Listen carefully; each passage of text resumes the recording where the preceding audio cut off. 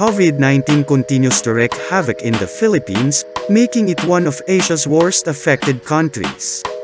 In the Department of Education, the pandemic brought dramatically changes, from the traditional face-to-face classes to modular distance learning.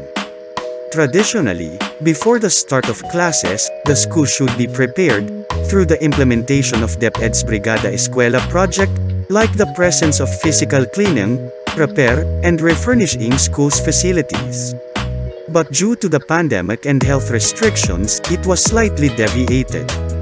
In Tubod Central Elementary School, the annual National Schools Maintenance Week was observed and conducted on August 3, 2021 to September 30, 2021.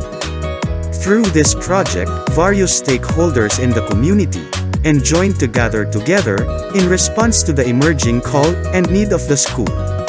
Stakeholders continued to support the school, through donations, such as tires and alcohol, and other health essentials, which were essentials in the current situation.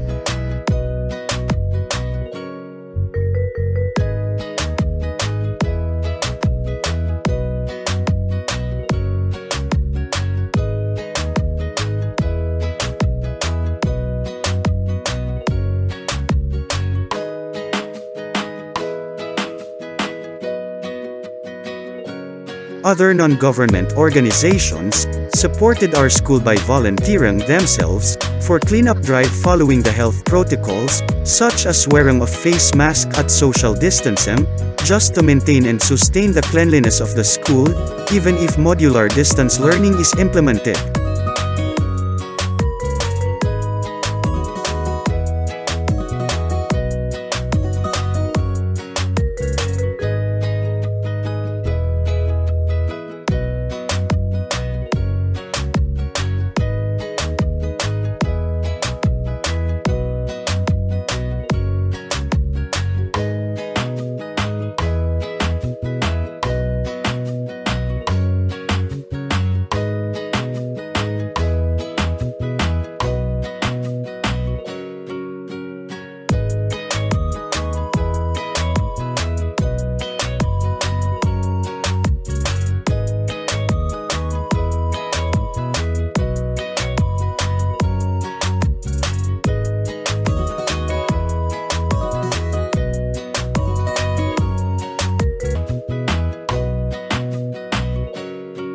This year's Brigada Eskwela accomplishment taught a lot of lesson, as it takes a village to educate a child.